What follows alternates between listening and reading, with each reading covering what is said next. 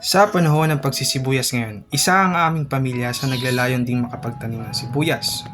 Kaya naman mga kasama, isamahan niyo ako sa gagawin naming paghahanda para sa nalalapit naming pagtatanim. Sa araw na to ay papakita ko sa inyo kung paano nga ba namin gawin ang unang hakbang sa paglaland preparation ng lupain at kung bakit namin to ginagawa. Kaya halina kayo mga kasama, let's start! Ang unang hakbang nga pala namin ginagawa ay ang pag-spray ng herbicide. Paraan namin ito para malinisan ang lupang tatamnan ng sibuyas. Nga pala mga kasama, chemical base ang gamit namin sa aming bukid.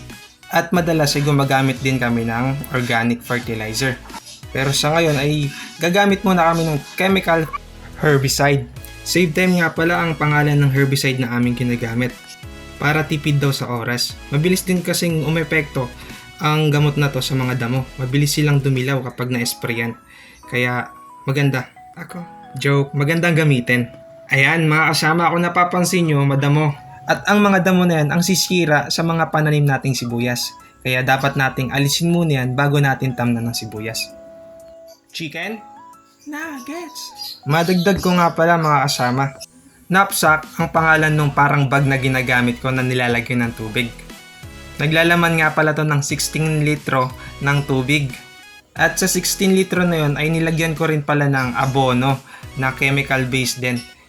Gumamit ako ng Urea which is 4500. Nilagay ko sa 2 lata at hinalo ko. Dinurog ko muna kasi makakatulong din yun para maibalik yung sustansya na natanggal o nawala sa lupa.